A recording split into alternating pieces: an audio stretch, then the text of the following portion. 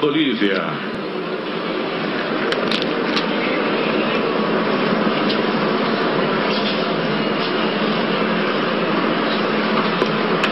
Evo Morales é um presidente claramente não alinhado com a linha de pensamento, com as forças políticas vitoriosas na eleição brasileira, mas que, no entanto, desde o início demonstrou disposição e vontade de vir à posse de Bolsonaro. Muchas gracias, Andrés Guzmán, por acompañarnos.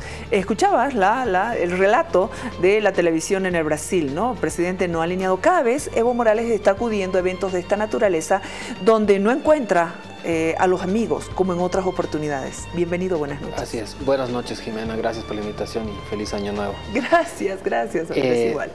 Sí, efectivamente hay un giro a la derecha, claro, cada vez más claro, justamente en la región, donde vemos gobiernos de derecha por todas partes, y de hecho en esta ocasión, en la asunción de Bolsonaro, el único de izquierda verdaderamente era Morales, ¿no? También estaba Tabaré Vázquez de Uruguay, que tiene una línea de izquierda, pero aún más moderada sin duda, ¿no? Entonces, efectivamente se muestra una suerte de aislamiento para los gobiernos de izquierda, y en este caso ni siquiera fueron invitados los gobiernos de Venezuela, Cuba y Nicaragua. Entonces Evo Morales se enfrenta y está en un lugar donde no es con el grupo de amigos, como bien dices, ¿no? Que ocurría hace unos años, donde todos eran de izquierda. Entonces hay una dificultad, un desafío muy grande a futuro, y bueno, vamos a ver qué pasa, porque justamente además los discursos de Bolsonaro, la alianza con Estados Unidos que ya se ha anunciado, va en esa línea, ¿no? de enfrentar y de confrontar a los gobiernos de izquierda, a los gobiernos autoritarios, para restablecer la democracia, ¿no? Tal como lo han anunciado. Entonces eso va a ser sumamente difícil para el gobierno de Bolivia afrontarlo, y vamos a ver cómo se desarrolla, ¿no? A partir sobre todo del 2020, cuando ya las cosas vayan cambiando. Cuando ya toquen nuestros intereses. El tema del gas, por ejemplo, uno de nuestros intereses mayores que tenemos con el Brasil. Sin duda, y esa es, yo creo, una de las razones por las que Evo Morales intenta aproximarse, y dejando de lado la ideología. Él se muestra amigable, si se quiere, ¿no? Conciliador, y eso me parece positivo porque es pragmático, porque no estamos priorizando en este caso la ideología, y es por el bien del país, ¿no? Entonces, bueno, por ese lado me parece bien, pero bueno, como digo, el desafío es grande, y vamos a ver cómo reaccionan, ¿no? Las fuerzas más profundas de la derecha. Al iniciarse la era de la ultraderecha en el vecino país, porque estamos iniciando, ¿no? La era de la ultraderecha, claro, en el vecino país, Evo Morales tuvo que escuchar un discurso, como tú has ido adelantando algo, con una fuerte carga de derecha. Por ejemplo, cuando yo escuchaba a Bolsonaro manifestar que en materia económica se iba a seguir mucho la línea que marca Estados Unidos. Sí, se van a abrir mucho más, la línea va a ser más liberal en lo económico, y bueno, van a tratar de achicar, ¿no? Lo que es el Estado, es decir, efectivamente políticas menos burocrático que liberales, sí, y hay, bueno, un superministro, ¿no? Guedes, quien controla o va a controlar lo que eran 4 ministerios, ¿no? Entonces ya se está achicando al Estado y se está manejando la cosa de manera de liberalizar todo lo que se pueda, de disminuir el déficit fiscal, y ya se han tomado las primeras medidas, ¿no? Hay una fijación del salario mínimo en un poco menos de lo que se estaba preveyendo con el gobierno de Temer, y eso ya hace ver que se van a ajustar un poco el cinturón, va a haber políticas de austeridad, y eso también va a tener un efecto sin duda en el Mercosur y también en Bolivia. Estaba revisando la bolsa en el Brasil, ha ido pero de subida, con números verdes. Sí, por lo pronto son buenos indicadores. Igual que cuando asumió Trump, la situación era bastante favorable porque anuncia este tipo de políticas, ¿no? Ahora, claro, no se puede comparar con lo que ha hecho Estados Unidos ni mucho menos, pero hay una reacción favorable de los mercados por el momento y bueno, vamos a ver cómo reacciona también la economía en sí, ¿no? Brasil, que viene de una crisis muy fuerte de muchos años y que sin duda va a ser difícil de combatir, pero bueno, las expectativas cuentan mucho en la economía y por el momento son buenas. A propósito del Brasil y de la situación que tiene que llevar a partir de ahora, hay el anuncio de la reunión de Bolsonaro y Macri, por ejemplo, que está prevista para el 16 de enero. Ambos, tanto Bolsonaro y Macri, se necesitan por historia, por coyuntura. Sí. Tienen que desarrollar cuanto antes esa relación de confianza y complementación que ayude a sus respectivos países a salir de lo que tú decías, cuanto antes, de la delicada situación que están atravesando sus países, ¿no? Sí, sí, y se van a ayudar en eso, ¿no? Es así, o sea, coinciden en muchas cosas de la parte ideológica, Macri y Bolsonaro, y tienen una línea, ¿no?, de manejo económico que es muy parecida, entonces eso sin duda va a ayudar, pero va a poner en una situación muy incómoda a Bolivia, ¿no? Esa es la parte preocupante, porque las agendas están marcadas mucho por la ideología, por más de que Bolsonaro diga nos vamos a alejar de las trabas ideológicas, al final de cuentas todas las políticas tienen una línea ideológica y la de Bolsonaro es muy clara, ¿no? Más bien.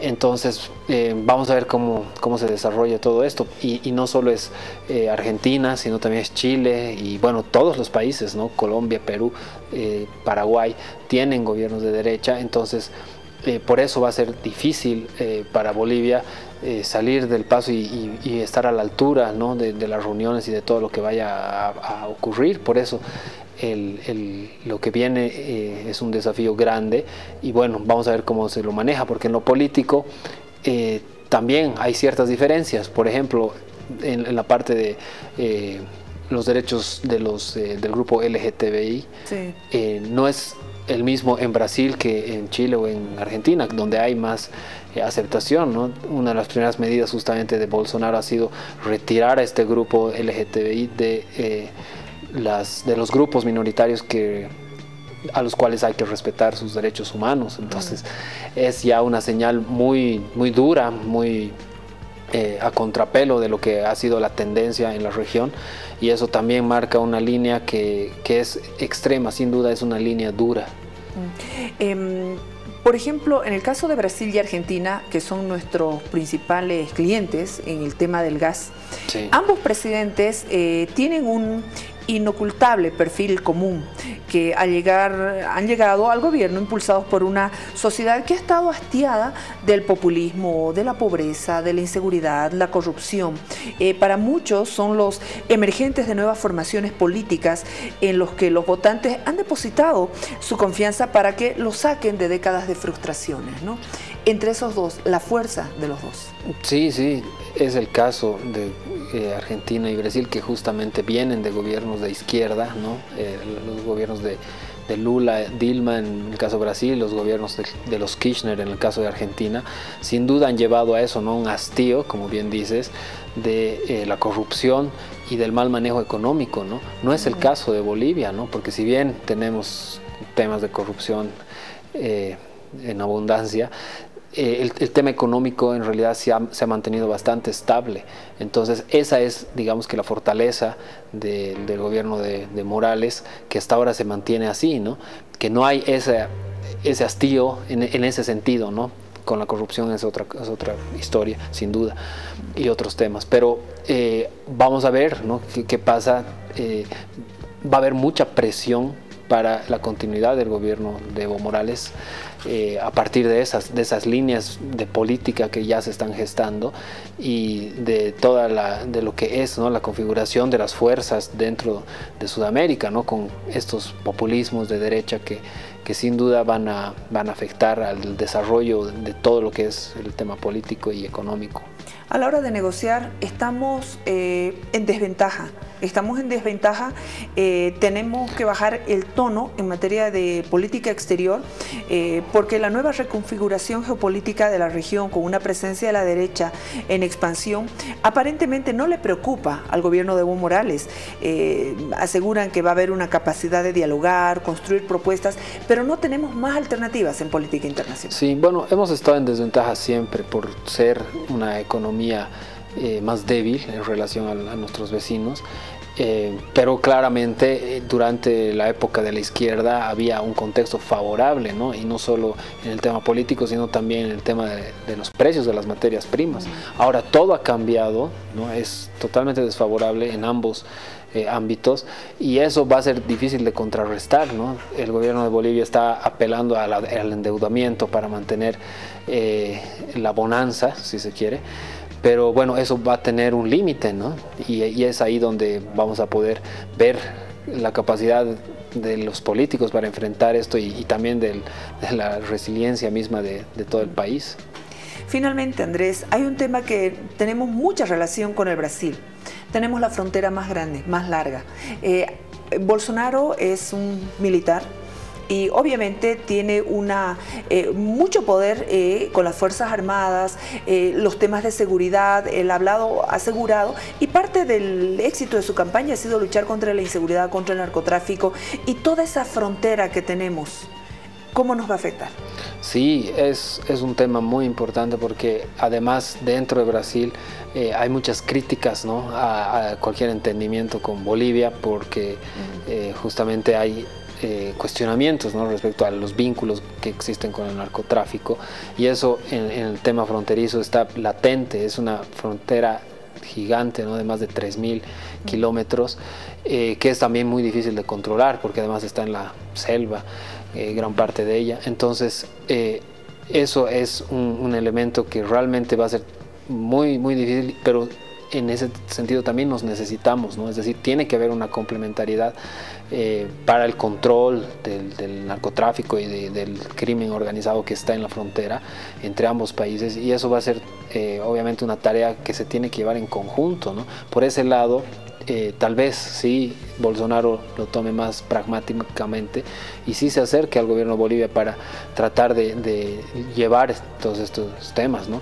Y en la parte política va a haber también ciertas dificultades porque ya el gobierno de Evo Morales se llevaba mal desde el gobierno de Dilma incluso, por el tema de los refugiados políticos bolivianos que están en Brasil, que ya ha generado ciertos roces, y más aún con el gobierno de Temer, y ahora esto va a seguir, ¿no? Entonces son varios temas, unos más álgidos o más difíciles de llevar que otros, que están todos vinculados, ¿no?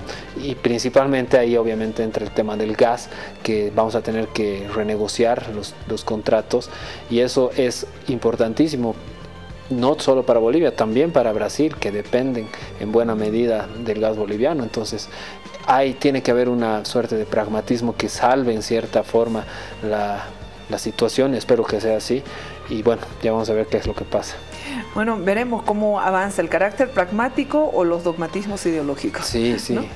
Bueno, muchas gracias, Andrés, por habernos acompañado. Ha sido muy amable. Gracias por acompañarnos en el primer programa del 2019, y con eso ya estamos comprometiéndote para que nos acompañes siempre con tu análisis tan preciso. Gracias, Andrés. Claro que sí. Gracias a ti, Jimena, y un gusto como siempre. Feliz año 2019.